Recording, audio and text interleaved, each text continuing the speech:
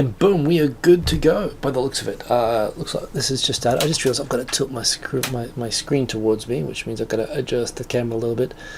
I thought I'd try to edit an episode of Ace Producer versus Geek YouTuber, which I was just doing, but it took me until like 4 minutes before the show started. So sorry, I'm like 2 minutes late today because of the setting up. I did play around with my web camera settings to make it not so blindingly bright, which it's definitely not now. It looks a lot better, although it actually looks a bit dark at the moment. Maybe it doesn't matter, but it looks okay. Good to see you guys all made it here. Thank you for joining.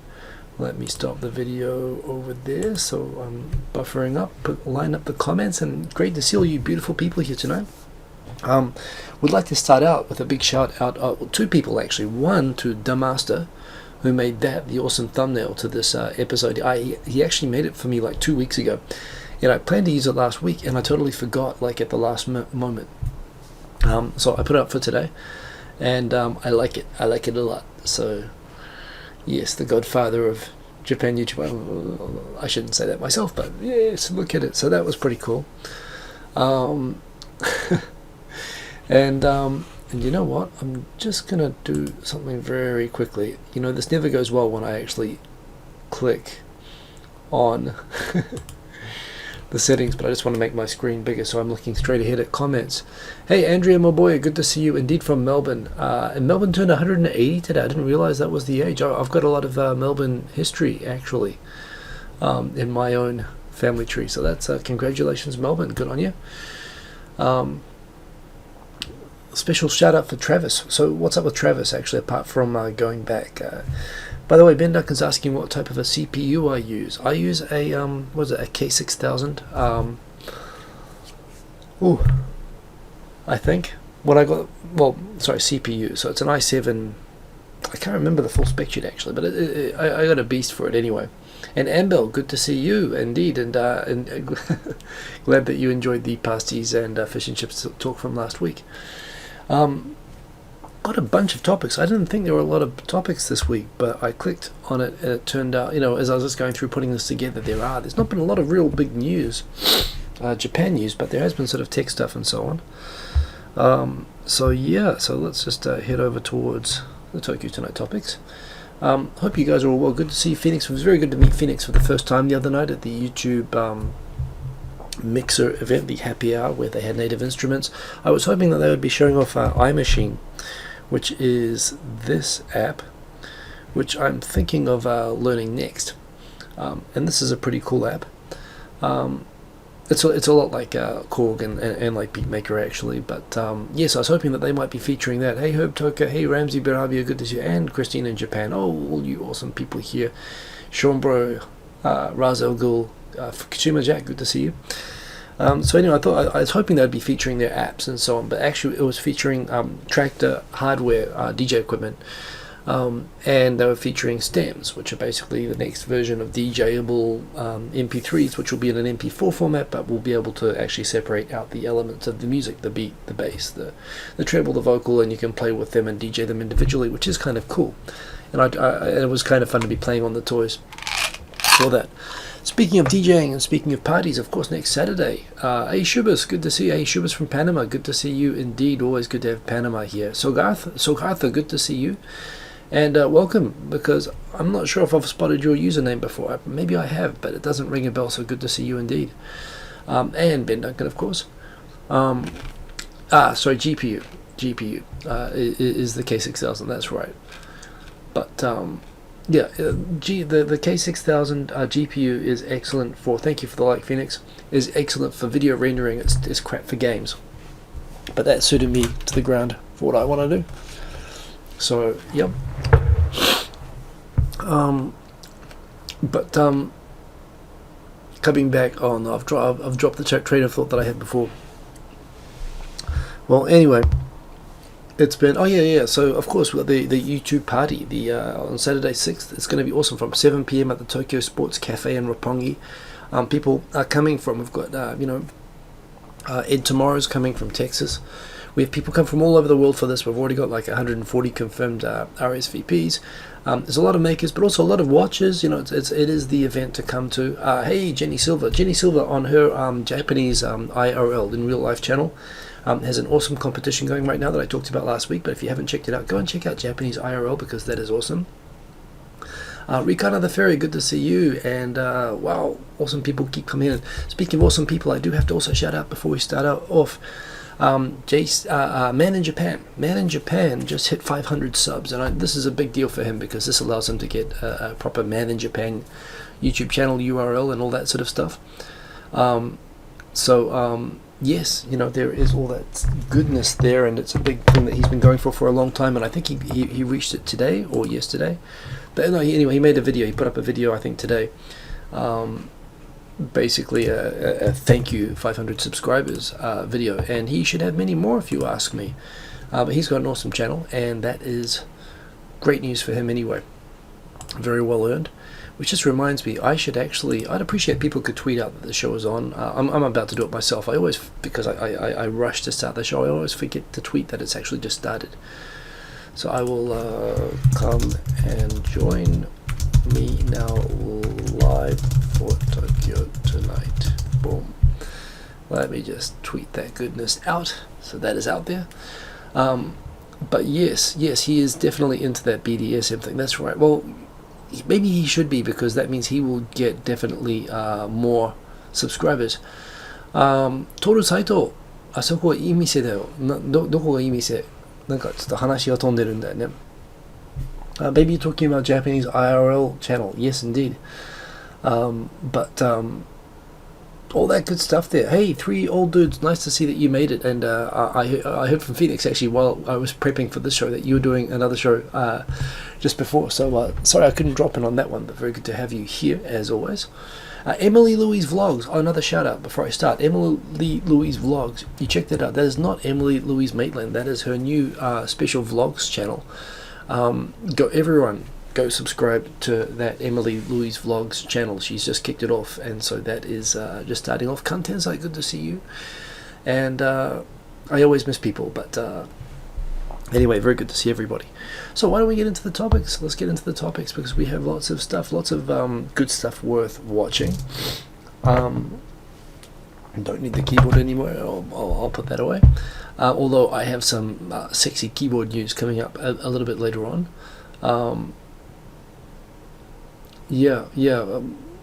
Oh, actually, okay. So Amber actually edits on edits video on Premiere. Yeah, I was totally going for GeForce. I kind of got talked out of it, although I also kind of regret it, because it does limit the other things that you can do with it. But anyway, huge shout out to Demaster. Thank you for the awesome thumbnail which is being used today, and very good job on that thumbnail. I love the thumbnails, and it's nice to get different people who contribute to that.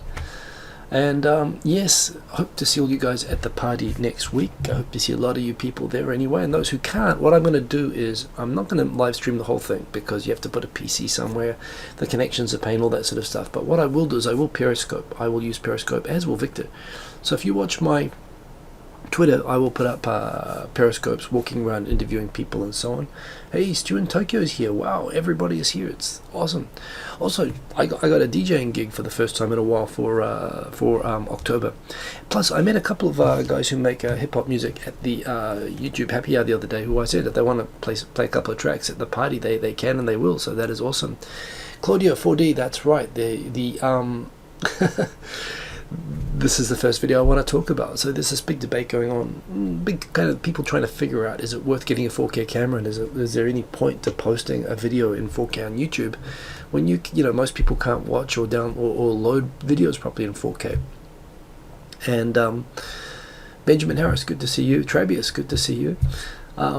So the basic conclusion, the spoiler alert for this, you should go and watch these videos, because these are the best videos on making high quality video, web video for YouTube and for the web that I've seen in a long time. The conclusion is, with a camera like the GH4, although it takes outstandingly good quality 1080p anyway, and you arguably don't need to use 4K, it is better, because if you upload a video in 4K, it will also make all your other resolutions appear higher resolution. Basically, it'll allow them to run at higher bit rates, which just means everything will look sharper and clearer and better.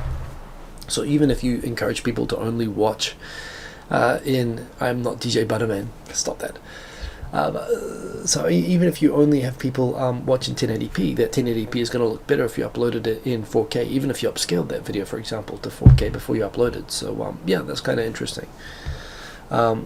This is an excellent video. I recommend it to Victor, who went and chewed it up, and it's worth going and watching, so go check that one out. A nice article here about so Masayoshi Son, the richest man in Japan and one of the richest men in the world. It's one of those things that, you know, just because Obama is president doesn't mean that, you know, there's no racism anymore in America, like a lot of people kind of wanted to believe. And just because Masayoshi Son is the richest man in Japan, it doesn't necessarily mean that Japan has gotten past all of its historical and current race issues with Korean, particularly the Korean Zainichi minority, of which he is a part.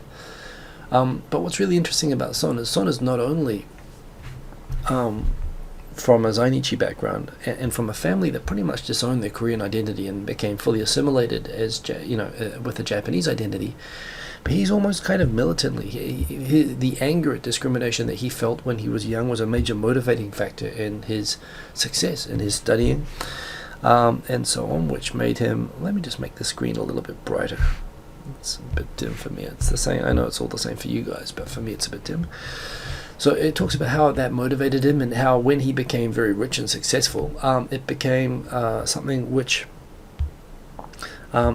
he very assertively took his Korean name rather than his Japanese name. He used to go by the name Yasumoto.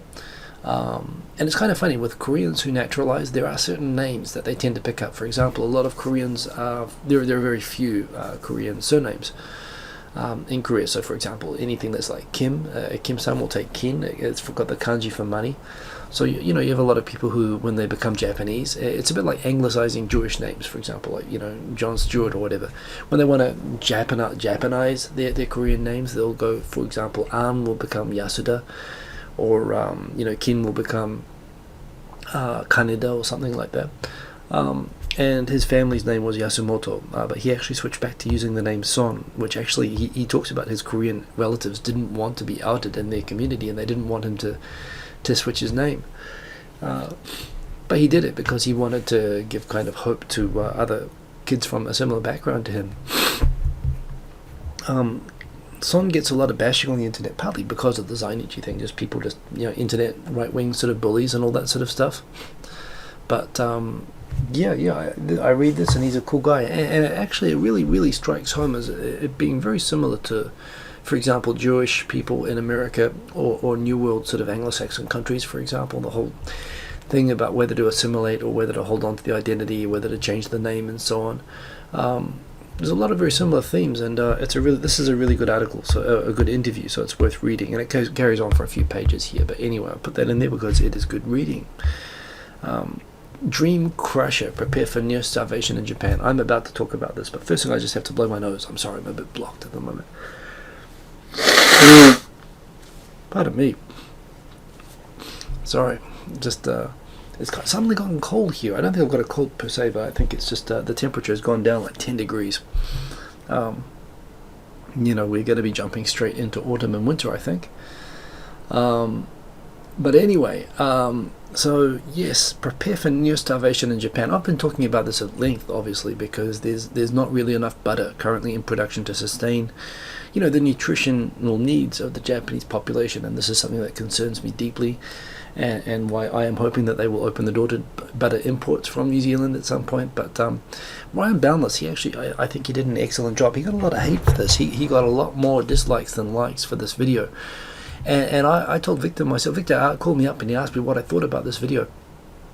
And I said, I think the guy is a freaking genius. I think this is his best video, and my opinion of Ryan Boundless has gone up through the roof as a result of this video. Hey, St. Andrew Phil, good to see you. So the thing is, I mean, for someone, I haven't made a video that got like 4,000 views in 2 days, in like maybe 5 years. You know, I had a few videos that took off like that 5 years ago. This guy got 4,000 views in the first 24 hours of the video, and he did it basically he made a video about a sandwich standing outside of a 7-Eleven, and he got 4,000 views. he is a genius. He is a genius, and I love the video. I'm pretty sure even by even for him, this is tongue in cheek. For those who are concerned about the sandwiches, I am thinking about doing a sandwich response video to this. There are of course 2 sandwiches. He was only showing one of them, but yes, I think his takedown of the sandwich was brutal and deserved and earned. And the only thing which I have a criticism of is that it didn't contain sufficient butter. If they just put more butter in it, you could have actually gotten away with the small size and that one sandwich instead of the 2. So, you know, he just needed to offer that advice, and it would have been a 10 out of 10 video. But as it is, yeah, it was pretty. It was a pretty dream-crushing video with the sandwich, and I very much enjoyed it. So good job, Ryan Boundless. Actually, I'm not sure I'd go so far as to recommend subscribing to him, except to the extent that, you know, I like watching videos sometimes that aggravate me, but this is a good one, actually. Good job. You did a really good job. Hey, Timiko L, good to see you, and I think you're a new viewer here as well, so very good to have you, and good to have Megan in here as well. Did your dream quest so far as Japan when you bought fresh eggs? You bought semi-poached eggs in a shell. Well, you thought that, so you got the onsen tamago. Well, those are actually really good, so you're kind of lucky, although you weren't aiming for that, I know. And B-Boy Tripping, Posey May, yeah, anyway, so awesome video, and go and watch it if you, just to understand how your dreams will be crushed in Japan and how you will face starvation due to the sandwiches. It is brilliant. And the thing is, you can tell by all the downlikes. Everyone who downliked it pretty much took them seriously. So yes, indeed. Amble, Toad in the Hole I've heard of. I'm not exactly sure what it is, and Pontefract Cakes I'm not sure of. So sorry about that. But yes, anyway, let's go on to the next one. So Aichi meets a challenge of a surge of non-Japanese students. Aichi has always been famous because, well, Aichi is famous full stop because it's where Toyota is and it's where the heart of the Japanese. Fuji Heavy Industries, which is the parent company that owns both Toyota and Subaru Motors. They're actually the same company. They haven't shared a lot of cars, but they did share the, what's it called, that Toyota, 86 GT. Which is an awesome car, but yeah, they don't share very often, but basically they have all these car factories over there, and it was partly trying to staff those car factories that they went and were, Aichi was the main recipient of a large wave of Nikkei Japanese Brazilian immigration in the 1980s, and it's been pretty well documented that it was a bit of a social experiment with Japan based on some fuzzy logic that if people are like third generation Nikkei, they will still fit better into Japan, probably based on having Japanese blood or Japanese appearance, that they'll fit better into Japan than having just regular, imports like myself. The thing is, a couple of things. One, Brazilian culture is very mixed, so Nikkeis tended not to marry other Nikkeis. They third or fourth generation, they brought a lot of Brazilian, their families, everyone with them over, and plus, even for the Nikkeis who were sufficiently pure to meet the expectations of this immigration program, they were culturally Brazilian, and Brazilian culture is a lot of differences, very important differences with Japanese culture, which made adjustment for those people very difficult. Plus, these people came over with their families to come and work in these factories, and there was no preparation or infrastructure. They were extremely naive about, and suddenly these schools had all these Brazilian kids, and they have no ESL, or JSL you would call it, like no ability to teach them Japanese to help the Brazilian kids keep up in class. So you have a lot of Brazilian kids who are not going to school, and becoming troublemakers and so on, because they've got nothing better to do, and they're kind of shut out of society, and the integration of this immigration, which they sought and they asked for, was a big challenge through the 90s and the early 2000s, and now they're actually paying to send them back to Brazil. But however, there are very big established communities of Brazilians, particularly in Gunma Prefecture and Aichi Prefecture, and this is talking about how recently you add to that, apparently, I didn't know this, Aichi, based on the Brazilians there, is the most, has the highest ratio of non-Japanese anywhere in Japan, apparently. A concentration of non-Japanese pupils. Okay, so maybe not, fully grown people, like, for example, with a lot of Chinese migrants in Tokyo and so on, but certainly a lot of kids. Apparently what's been happening lately is that now you're adding to that people from Philippines and China and so on, and it's putting a burden on the schools. But there again, I think it's good that the schools are learning how to deal with this. So there you go. Hey, Ramsey Berabia, see you again next time. So yeah, actually, Ricardo the Ferry. I don't know how. So, and you've mentioned before that you're Brazilian, but you were raised in America. So I don't know how Brazilian you are if you speak Portuguese. But actually, there are like 30,000 native English speakers, kind of Commonwealth and Americans in Japan, and there are like 300,000 or 200,000 Portuguese-speaking Brazilians, and there are towns. There are towns, for example, like Oizumi and Gunma Prefecture, which are just about 50% Brazilian. Where when I was working in a factory in my first job here, I made friends with the Brazilians. And they took me up there for a weekend, had an awesome time, and I learned to love Brazilian food up there, so it's kind of funny. You could actually explore both sides of that cultural thing, but there's obviously in Tokyo there's endless American culture everywhere, because Japanese people know and love that, but there's actually a lot of Brazilian people and Brazilian culture and a real Brazilian network here, which is kind of interesting. For me, I love it for the feijoada. I love the great food, which I had for the first time in this Brazilian town in Guma, which was awesome. B-Boy Trippin has a question for me. He asks, a guy in Kabukicho asked you if you were Brazilian and if you wanted sex, and he showed you pics of girls in a magazine. Is that a oh, I see, that's a statement, that's not a question. Well, that's good for you. I didn't realize Brazilian dudes had a reputation, although at the same time I think he was probably selling to you. Although it is a sign of the times. I've told the story on my blog actually about how when I first got to Japan I had a bit of a rough breakup. My Japanese friends tried to console me by taking me to Kabukicho, where in those days if you had a face like mine you couldn't get in anywhere, which yes, it allowed rock bottom to be several stories lower than it would have otherwise been. But anyway, yeah, there's I like Brazil. It is muito legal for me, so it was pretty cool. Yeah, it's cool that you do get to interact with a lot of Brazilians here. And I actually think that they bring a lot of positives to the Japanese culture. There's a lot that I like about Brazilian culture. But indeed, it's really interesting to see how in places like Aichi, how it's teaching them to be more cosmopolitan and to integrate more, to integrate immigrants better, which is something Japan really has to get the hang of, because there's going to be more and more. So that was interesting. This, I actually came across this, when did I come across this? The other day. I've talked about this before. There used to be this old myth, but there's a few of these old wives sort of folk tales that Japanese believe in. One is like, for example, how toilets in the southern hemisphere spin the opposite way when you flush them because of the Coriolis force of the rotation of the earth. That means that the vortex of water descending down a pipe will always spin the opposite way in the northern hemisphere and the southern hemisphere.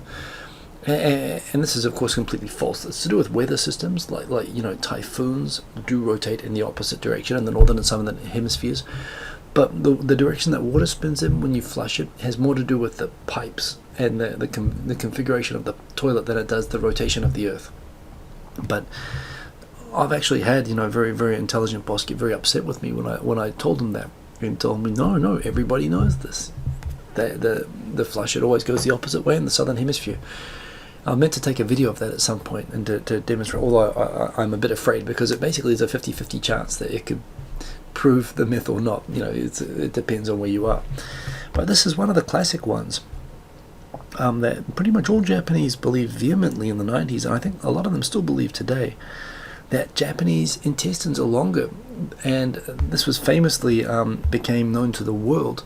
Apparently some guy wrote a book where apparently when he was doing an autopsy on a Japanese or surgery on an American and found that the colon was shorter than he expected, and was shocked at how different they were to Japanese colons, and he wrote a book about it, and this became like common knowledge in all of Japan. Well, Americans have different shorter colons to Japanese, and all kind of came to a head back in 1993 when at that time beef imports into Japan were still banned. You could only have Wagyu in Japan, which is incredibly expensive, and America was putting all this pressure on the Japanese government at the time to open up to beef imports. And the very clever response that the Prime Minister gave at the time was, this person puts a very long history around it, But he was the Minister of Agriculture. Well, he went on to be the Prime Minister. But here it is. The reason why the Japanese can't import more beef is because Japanese intestines are longer than those of Americans. We're not as good at digesting meat. And this was believed by everybody. This is the reason why they could never import Australian or American beef into Japan, because Japanese have longer intestines. They would never be able to digest it. They would just die eating this American beef. I don't know, I am actually open, I've said this before, I'm open to the idea that Mr. Hata himself probably did have a particularly long intestine, because it was the only way that could explain how he could be so full of shit. Normal people obviously have normal length, and there isn't a difference, but this is just one of those things. This guy gives a story from that time in the 90s at a speech competition, running into Japanese, adamantly explaining to him that no, they are different. Japanese are aliens with these incredible colons that can only digest rice made in Japan. Which again, there's a lot of silliness, which I think that's been ridiculed enough that it's not believed anymore. But there's a great little article here going through the entire history of that. And maybe that's the thing with the butter. I don't know. Well, the butter helps digestion. That's what I was always told. Although my wife always tells me, no, it's just fattening and it doesn't help digestion. She accuses me of having crazy old wives' tales, believing that butter is good for digestion. But I think that's why English people eat it anyway. It's also why we have an average life expectancy of like 55. When I say English heritage, but So anyway, this is worth a read, actually, just because I've run into this story so many times. And indeed, it's this guy's full of beef, exactly. Oh, did you Posey may put comments in at the end of this article? Really? Oh. Where's Posey? I can't see them, Posey. They're supposed to be in here. There are 4 other responses. Show more. Show me more. Posey. There we go. Well, see, we were thinking the same way. Posey. Not sure which pun to go with. Sounds like a load of bull, a load of crap. But yes, indeed, no. I think it sounds like he was just full of shit. That's the line I like to always pull on this one. But it's an oldie but a goodie. Let's move along. 5 things that are considered incredibly rude in Japan, according to Business Insider. This was tweeted by Wendy Tokunaga that I thought was good for a retweet, and I looked at it, and I get a little bit cringy about these. Sometimes I find they're a little bit overstated and a little bit too exoticist, but I thought this was kind of reasonable. But I can't remember what it was now. The meishi. Well, the meishi about the one hand versus the 2 hands. 2 hands is humble. 1 hand is like, if you're Brad Pitt, you can hand over a card with 1 hand. Yes, thank you, Benjamin Harrison Posey May, for just leaving, in case there was any doubt about the status of the comments. But anyway, the 2-handed thing is what you should basically, in every circumstance, that you would normally present a meishi when you are there to ask for something, or if you are the junior person or whatever. When you are the boss and you are giving someone who's clearly hierarchically below you, and you're giving them a card, I would actually flick the card. I'd do it like in one of those kind of frisbee motions, and I'd try to hit their forehead with it. If I was going to do it with 1 hand, giving meishi with 1 hand, I just want to be clear about that as well. But yes, I 1 hand, it's possible that way, but otherwise, in most circumstances, 2 hands is better. And Sita Master, for example, would be able to give their cards like I just demonstrated. But for most people, for meishi, you give it 2 hands because it looks weird, and it's kind of second nature, actually. Now what do we got here? They've already gotten to 3 on this page over here. So wait a minute. So let me just go through 1 and 2. I can't find 1 and 2. You know what? Forget about it. Oh, something about, oh, that's right. Yes, do not put your, okay, so for sushi. Oh, this what I don't like about this is that people make a big deal about this thing about putting soy sauce on sushi, that you don't dip the rice into the soy sauce, you dip the fish in the soy sauce. And there was the Japanese, there's that funny video by Ramens talking about sushi etiquette, which also mentioned you always put the rice into the soy sauce until you feel it noticeably change weight. in an inverse guide. Of course, no, you shouldn't put the soy sauce, the rice in the soy sauce, but simply because it will cause it to disintegrate and taste like crap. Why would you do that? But what I don't like about this is that it's not really good or bad manners. I always thought that, yes, I dip my meshi in butter. Thank you, Phoenix. I thought that this would be, the Japanese eat sushi like every day for like 2 meals. That's the impression that you get. I don't think many people eat sushi like more than once a month, unless they're like super sushi freaks or something. Yeah, sushi Nazis, basically, right? Going on about this. So, who cares? Seriously, I don't think it's a big manners deal, but I guess if you are a foreigner and you'll be coming here and you want to eat as much sushi as possible, yeah, I mean, I would say don't dip the rice in soy sauce just because you're being a doofus and it ruins the flavor. That's the only reason not to do it. It's not a huge faux pas. Sticking the chopsticks vertically into a bowl of rice. Well, I would say, who does that anyway, for a start? I mean, honestly, who eats a steak and when they want to get up to powder their nose, who puts the fork vertically into the steak? Seriously, unless that was actually necessary, unless it was so rare that was necessary to actually make sure that the steak was dead.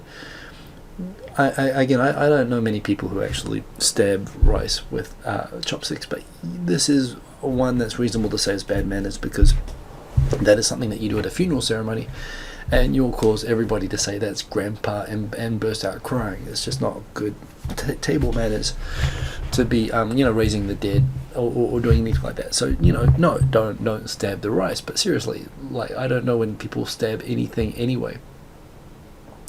That's right, Benjamin Harris. If a J-vlogger says it, then it's fine. That is like a rule. That is an important rule of society here. In fact, I'm curious what you're responding to on that, but yes, take my word for it. I'm a J-vlogger. I know what I'm doing. So yes, we gotta add there. Wrapping your kimono the wrong way. Well, again, I know. Oh, corpses. Holy crap. Well, I live in Tokyo. There's 30 million people here. How often do I see someone actually wearing a kimono? Maybe once every 2 weeks. And they're usually a really old lady who probably wears it every day for their work. People wear yukata, sometimes for like summer parties or whatever, maybe for weddings. But kimonos are not really that big a deal. And there is a thing about, the direction that you fold it actually also has to do with it. They show here for male and female. I had no idea the thing about that you do it the other way on a corpse, but sorry, this is a bad list. I regret immediately showing you this. This is a big deal. This is one I still admit I bend the rules on. Letting your bare feet touch the ground before entering the home, or for example, if you leave something near the genkan, like on the genkan where you can't reach it, so you just go, I'll just put one little tippy toe kind of on the thing. That's terrible, because basically, or the vice versa, you got your shoes on but you forgot your bag, so you're just going to take one step, you put like one shoe on in the house. The best way to understand this, and I warn you, the information that I'm about to share with you will ruin your lives, because it will change the way that you look at houses, and this is why Japanese take their shoes off when they come into houses. Basically, until the 20th century, and even in some parts of Japan up until the 20th century, Japanese used shit for a lot of things. They used human excrement and animal excrement they didn't have fertilizer. So for example, for fertilizing rice, the trade in human excrement as fertilizer was a big deal, and people would basically they called it night soil, or there's some better term for it. But basically everything outside was, the whole idea that shopkeepers still like wash the street every morning outside their place, it's because it would be covered in shit at night. And there were people who go around collecting and carrying that shit and gathering it on barges, because there was no, sewage system. And you're talking until the Edo, until the Restoration period. The entire world where people walked and behaved outside of their houses was covered in shit, basically. You have to understand this. The people work in the rice fields. Rice was grown in human excrement. In fact, I remember when I first came to Fukuoka, and the principal, who was a missionary of the school, and it was an American principal of the school that I was doing an exchange with, was talking about when he arrived in Japan in Fukuoka in the 1950s, they were still growing rice with human excrement. So the whole world is covered in shit. And so if you are putting your foot from, like, even a tippy toe, like a bare foot from the house into the genkan to grab something, or from the genkan into the house to grab something, even though this is of course not applicable anymore, there is an immediate assumption that you are basically putting like a shit covered foot either in the house or you are soiling, you are putting a barefoot into shit and then coming back into the house, and it will cause panic. It will cause panic just the same way as if you're walking through someone's house with your feet covered in shit. I'm sorry to keep saying the word shit, but this is an important point, because that is what Japanese see the entire world as. And Japanese has the best rice in the world, and they mostly don't use that anymore. But anyway, you will get into massive trouble for this. And the thing is, once you see the world like Japanese see it, like when you see the difference between the first thing, that little foot mat and the inside the house, that is just a sea of excrement that they're coming from. And that's why you cannot differentiate the feet here. It's really important, even like a tippy toe, which I do, because seriously, the world isn't covered in excrement. I mean, a couple of germs perhaps, but you know, it's different. Sorry, Lou Dayan, but this is important. This is why you have to take your shoes off. And once you see the world like that, you cannot wear shoes anywhere. And by the way, you know, I come from rural New Zealand, where at least it wasn't human shit everywhere, but there was shit everywhere. I mean, you know, there were cows and stuff like that, and you know, they don't respect location. That's why you don't let them into your house. So this is important. So okay, I think the 5-item list was redeemed by the final one. Some of them are a bit dodgy there, but you know, I can go along with that. Oh, let's get back into that. So yes, things that are considered incredibly rude in Japan. Tofugu has a good list of differences between schools, American schools, which I don't really know that much about actually, although I assume they're kind of like Japanese schools, and Japanese schools. It's actually kind of deep if you think about it. It's deep shit. What can I say? Sorry, this show has taken a dark tangent, hasn't it? Let's try to bring it back. We're talking about school stuff. He says Western schools actually, but this is stuff which I'm learning now, because I've never been a school teacher, but my son. Oh, sorry about the bang. My son is about to get into this stuff. So yes, transportation is different. In fact, there's a shorter list of this I found somewhere, but basically, okay, there's a very long list of stuff here. But schools are totally different. Anyway, just take my word for it. And this is Tofugu, so it's always awesome. And I've just got one eye on time, so I'm going to skip over that. One interesting thing, Kathy Matsui from Goldman Sachs Japan, who was lobbying to help working women survive by having housekeepers, home help, like Mexicans in America. The government responded immediately by proposing to change the law to allow, at the moment there's no visa category for Filipinos or people who could come and work as home help unless they are actually working for US military or foreign ambassadors. There's very limited categories which were basically used by GHQ high-ups like MacArthur to be able to use their Filipino housemaids when they came to Japan, but everyone else was told that, you know, you have to use Japanese people because Japan is an impoverished, war-devastated country, which it was. But that reality has changed, and fact is that probably, you know, there's a home help shortage. I think not just actually in terms of cleaning up. I mean in terms of looking after grandma and grandpa, which Japanese do. So yeah, it's kind of funny. This has been repackaged. It's disappeared for about a year, and it's been repackaged, and it's coming out now as advertised as something to support the Japanese home help industries, which are understaffed. They can't find enough people, which is also true. So they're promoting this as not something to respond to pressure from a foreign female executive to give her a home helper. They're actually promoting it as something to promote Japanese home help industry, which I think is a good angle, and it's a valid one. But it's very interesting, and this is part of the thing about getting more nurses, getting more welfare, and this as well.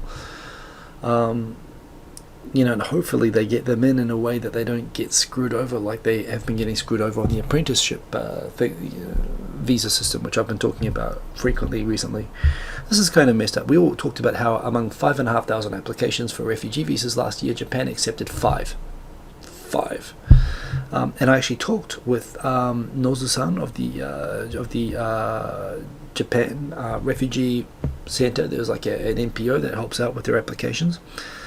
And the point of this story here, this is just how ridiculous this is. A person from the Democratic Republic of Congo who was refused a refugee visa appealed to the Supreme Court of Japan, and the Supreme Court of Japan ruled that this person is entitled to a refugee visa. The Justice Ministry has to issue him one, go back and redo your decision, and the Justice Ministry still refused to do it. So now he has to go back to the Supreme Court again, asking them to actually get a rule to compel them to recognize a sixth refugee. I mean, just this last week there have been 100,000 refugees going to Europe. Japan only accepted 5 last year.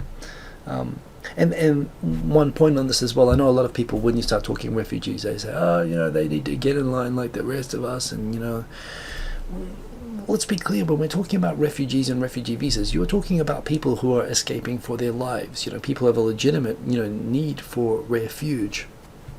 You're talking about people escaping Holocaust situations, genocide situations, which happened in Democratic Republic of Congo, is continuing to happen in places like Syria and Libya at the moment.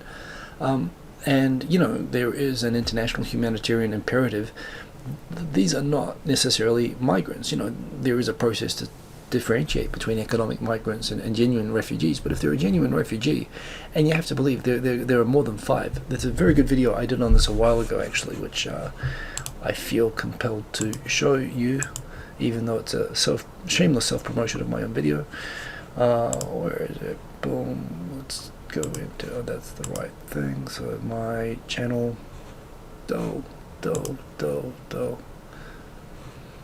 let me find it, because you guys know the video that I'm talking about, the refugees. And I actually did an interview with someone who explained all the nuts and bolts of why the refugees who come to Japan. This is the one. She was awesome, and she's bilingual. We did a video in Japanese and in English. Oh, wait a minute, you can't see that at the moment because let me pull this over here so that you can see it on the side there over the comments. That's the one. It's on my Cool Vids playlist on my page, but she actually explains a lot about the refugee thing in Japan and why the numbers are so few. But anyway, it's crazy and it's stupid, and even when the Supreme Court orders them to recognize a refugee, they still don't do it. So that's kind of crazy. This is a newspaper piece talking about the home helpers visas. As I mentioned on 2.5 Oyajis last night, Caroline Kennedy has been bashed as basically running a clown show at the U.S. Embassy. No, Mr. Korichep, I'm half Australian. So the non-half part allows me to feel shame in very limited circumstances. But yes, it's only because of that part. So yeah, apparently she's been having a crap time as as ambassador, which is, reading it sounds like it. I mean, she's got a high kind of celebrity profile, which I suppose is good press. I haven't checked this out yet, but I know a few of you guys make game videos. Have you guys all checked this out yet? The YouTube, what is it, gaming.youtube.com, I believe it is. Gaming.youtube.com.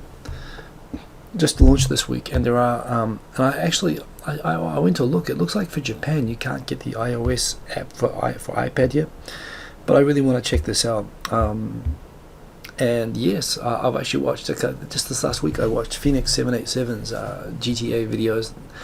I must admit, I mean, if I had the time and I had a PS4, I would probably make videos like that myself, actually. But yeah, if you're into watching gaming videos, and now there's a dedicated portal. What I really like about it, just from this perspective, the fact that it allows things like 60 frames per second and higher quality video, plus the different interface, is always kind of awesome, actually. So it's really cool, and it's something new about YouTube, which I have yet to check out properly, but you all should if you're into YouTube, which I assume if you're watching this that you are. I really want this. I've got a keyboard fetish in there. I haven't really been excited about anything for a while in the way of keyboards, although what I really would like is a all e-ink keys, totally customizable keyboard. But this is kind of cool. It's actually like a proper key, like clunky sort of key, hard, solid keyboard, but it actually rolls up into a tiny little square. I accidentally pressed play, but I think it's going to play in there, so you can. Why not? There's a bottom. There's a bottom, and it stopped. Let's continue. That thing down there. Okay, something like the back connectivity, but yeah, that looks really cool. That is a sexy keyboard made by LG. It can actually connect to 2 devices at once. It looks very cool. Go fuck yourself. It folds itself, indeed. This is a cool keyboard, and it can actually sync with multiple Bluetooth devices and so on, so this is important. How to create a vlog in 9 steps. I know this looks very, very basic, but I was actually reading it. This is actually made by a plugin company that makes plugins that I use for I used to use for Video Studio, now that I use for Adobe. And I thought it would be just like promoting their own like plugins and stuff like that, but it actually doesn't. And it's actually for anyone who's starting out on YouTube, or anyone who already makes stuff. It's just as a cross check. This is a really good list. Talking about subjects, the type of cameras that you can get and use, and what works and what doesn't. Background, lighting, audio, presentation, editing software, and the different options for good editing software, post-production, and sharing. It's a very simple blog, but it lists everything out really well. Hey Jenny, see you later. Good night. I'm gonna be wrapping this up soon myself, but good to see you. Yes. So how to do a vlog in 9 easy steps. It's a nice guide actually, which I think I'm going to flip to people who are starting out and want advice on top of the stuff that I already give. Oh yeah, I totally forgot. During the week I did a Just Japan podcast with Busan Kevin, who's the host of it, but also with Liam Carrigan, who's one of the excellent writers at Gaijin Pod, as well as PJ, Kansai PJ, who used to be a pretty prolific video blogger and is still a blogger and a man about town.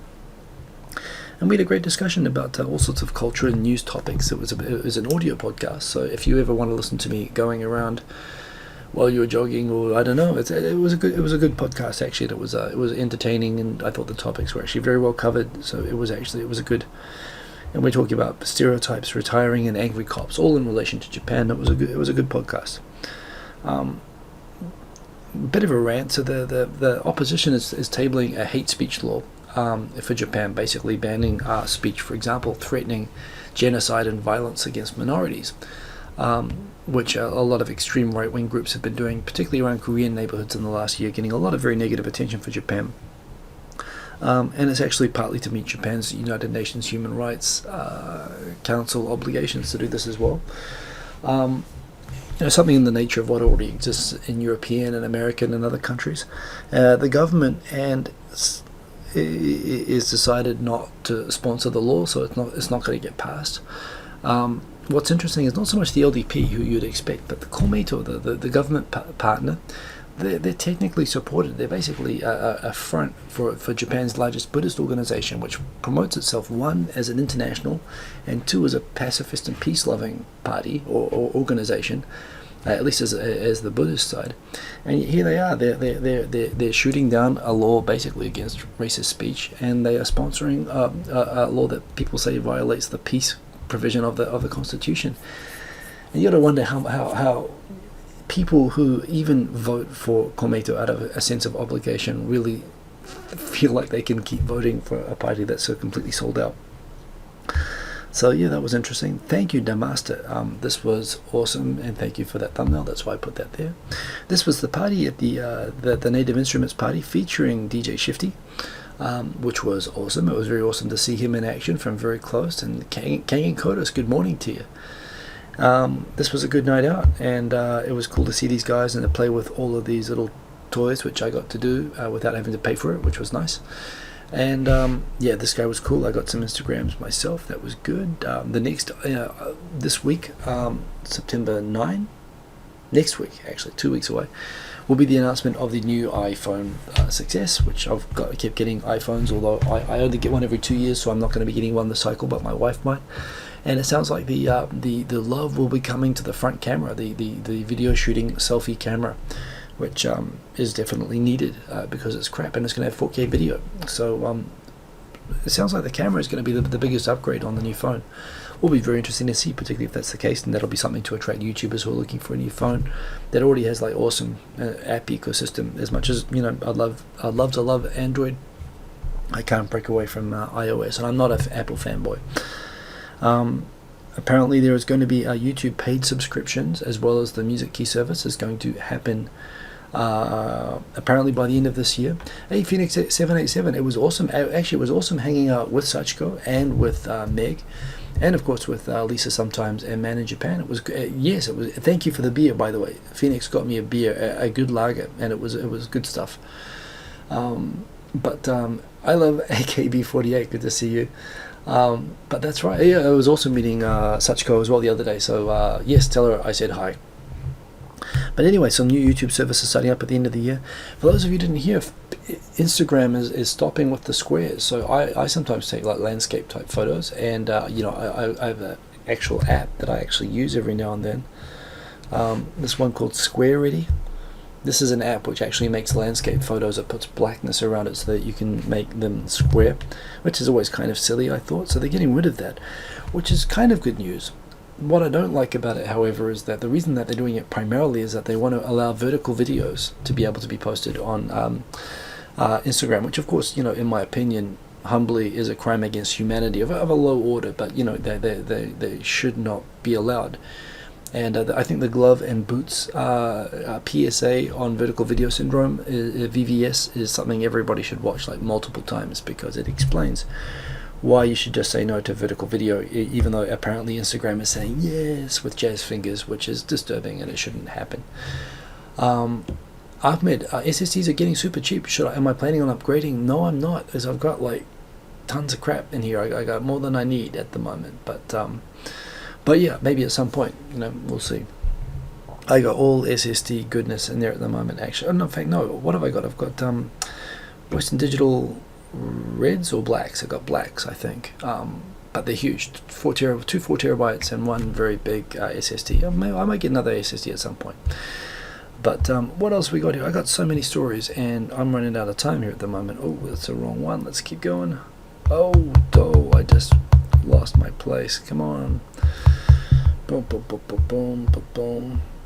That's all that stuff. That's that stuff. Hashimoto, the Osaka mayor, who set up a national political party to sponsor decentralization and the right of cities and provinces to basically control themselves more and not have Tokyo control everything. He left his own party the other day, and then he announced he's going to set up a new party, which left his party very confused. That's a big story. Japanese, apparently, latest study confirms that Japanese have the longest healthy lives, which is interesting. Oh yeah, the Yamaguchi Gumi, first One Direction, and then the Toru Hashimoto Osaka political party, and then the next thing, the Kansai, the biggest organized crime syndicate in Japan, is breaking up. Apparently 10 of the subsidiary organizations of Yamaguchi Gumi are breaking away and looking to form their own new Yakuza group.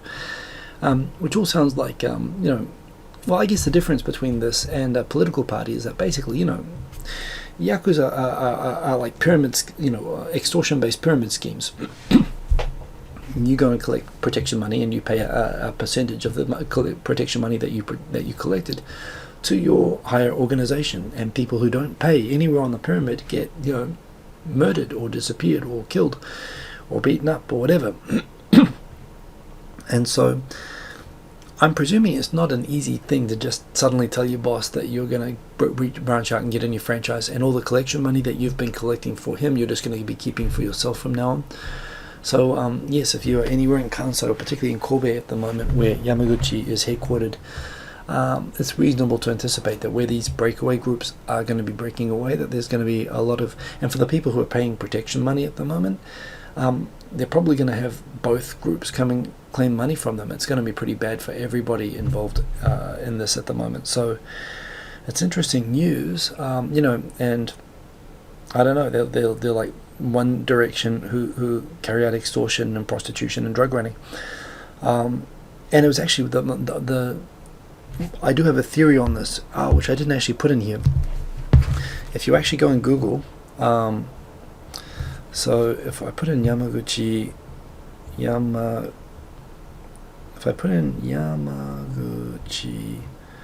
Gumi fashion, I think this is the reason. I think it's the fashion thing. So if you do a quick Google search for this and you check the images, the head boss, if your boss dressed like this, I think this in itself is a pretty good reason. He actually dresses a lot like Taro Aso, the former Prime Minister of Japan and the current Finance Minister. He dresses the same with the scarf and the hat and the sunglasses. It's arguably kind of, I can't get a zoom on that, but yes, you can kind of see anyway, the leather hat and the scarf and everything.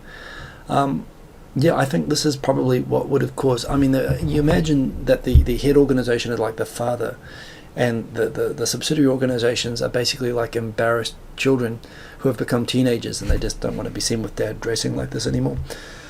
But yes, so Jake Adelstein's been doing a lot of stuff covering this at the moment. If you want to know more about this, go follow Jake Adelstein, because that's his thing, and that's been interesting.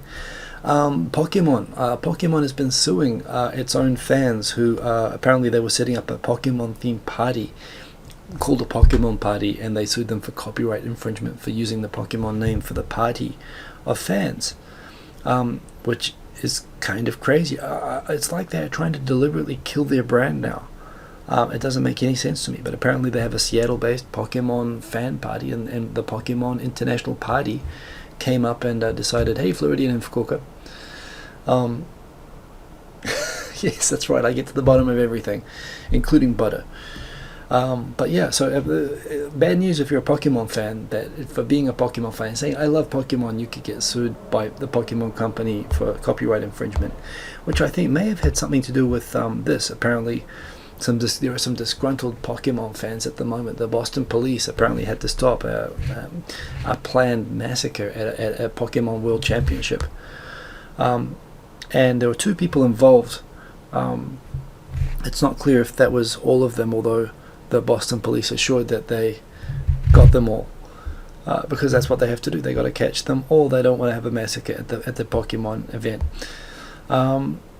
We're out of time, so I'm not going to go too much into detail on what it's like dating for dating in Japan for foreign women. This is a topic that Japanese man Yuta does really, really well, and this is actually this article by Rebecca Quinn.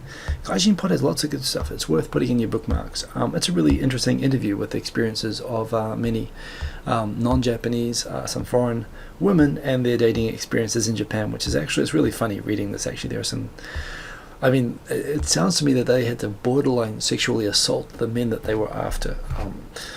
And a lot of incredibly awkward dates, which are like a specialty of what I used to do when I was single. I'm like the king of the awkward date. But yes, this is a good read, so this is highly recommended. I was just editing before the show started the episode 3. This was episode 1. Episode 2 is set for Tuesday morning, and episode 3. Episode 2 is talking about how Ace made what really matters, the nuts and bolts of that. And episode 3, which I was just editing tonight, is actually talking about how TV shows get made, like on Discovery Channel or National Geo, or any sort of the commercial creative process, and the difference between commercial creative processes and YouTube creativity, and where the similarities and differences are. So that was awesome. Emily, have a good night. I'm trying to finish this up. And that is and rugby is a mess as usual. They've got like 1 week to announce a team, but they don't have a coach and they don't have any signed players for the team, although they say that they can get enough. Australia's already saying, hey, we'll take over the 2000. Oh yeah, and apparently as well, because there's 2 problems actually. So that's right, there's 2 things here. One, next year Japan is going to have a team in the Southern Hemisphere Super 15, which is going to become the Super 17 or 18 competition. They're going to have a Japanese team in that competition, which is awesome because I love that competition. But they don't have a team or a player or any players signed up or a coach at the moment, so they're in a bit of a crisis.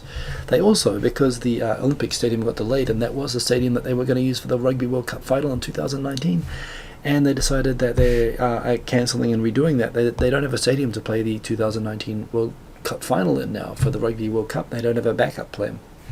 So Australia's saying, we'll do it if Japan can't do it, which it looks like they can't. There's the giveaway for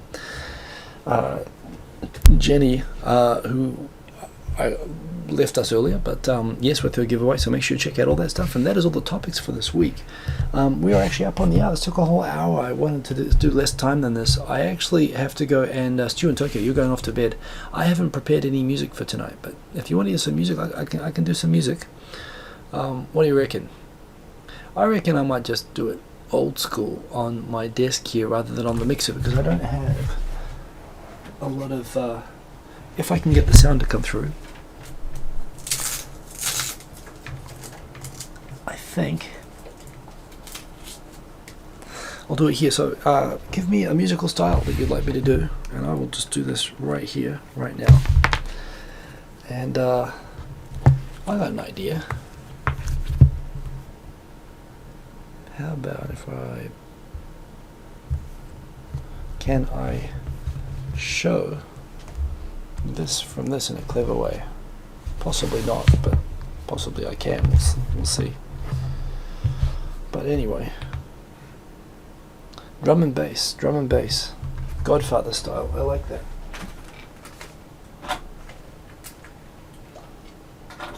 Okay, the only thing is, I'm not sure if on the current sound setup I can get the sound to come through here the way I want it to. But let's do that.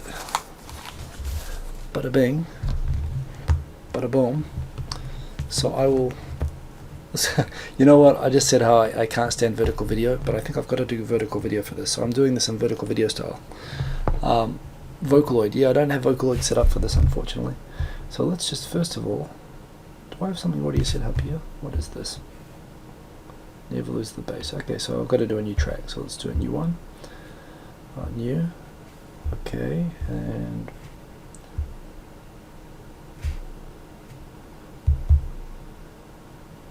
okay. So it's getting kind of hot in here, and I'm not going to take off all my clothes, so I'm going to turn on the air conditioner instead, and it will be on SoundCloud. So it means I've got to now display the preview. So layout, give me a second here.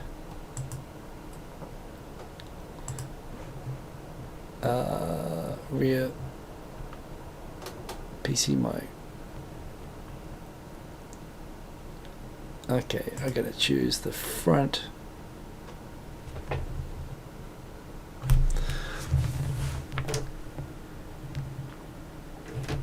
Front panel mic.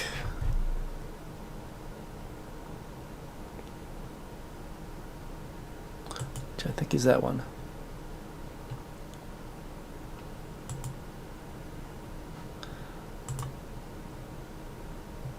Okay, so if I do that, and I do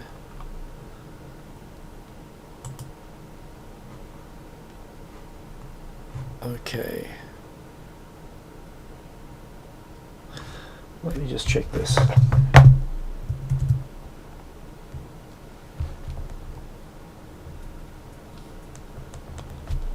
Can you hear that? I need to check if I can hear that on the. Is it this one?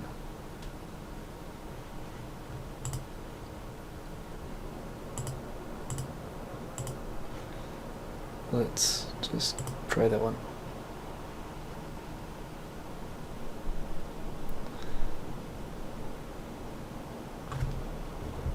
I think that's going through. I'm not sure that's going through. Ah, damn it, I've lost my sound settings from before. Okay, you know what? I'm just going to do this the regular way. I'm not going to be too clever about it, so let's just go over here. Oh no. Except that might not work anymore.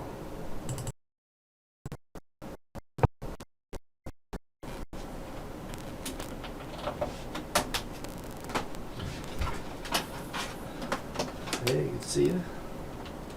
Drum and bass.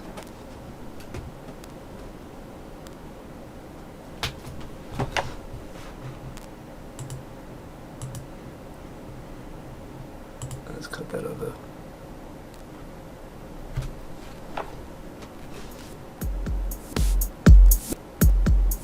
Okay, so this is how I make this. Drum and bass is 165. So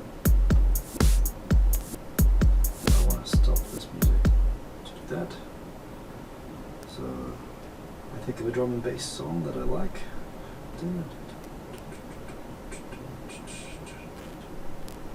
Make that 165. Pick a beat. I'm going to pick a regular drum and bass beat for this. And I'm going to have a dubstep beat as my second drum on that. And let's have some nice sounds on this. Mystic Choir, can't remember what that is. Got to have some bass, so we'll do some electro. Okay, let's have some evil bass. And let's do some randomness. Some sirens on the top bit.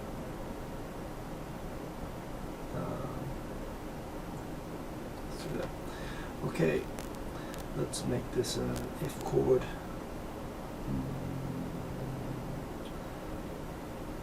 Locria. Fugi, let's make it that. And let's okay, so here's a track.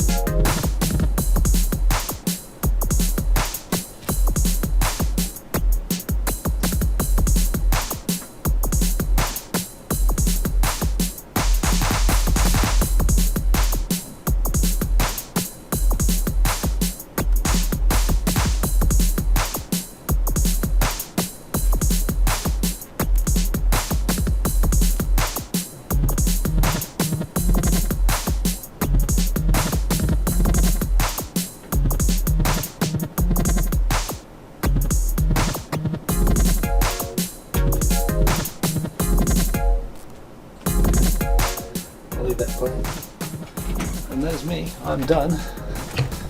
Hope you guys all have a good night. Hope you enjoyed the show. I'm back over here. I'm going to switch this back.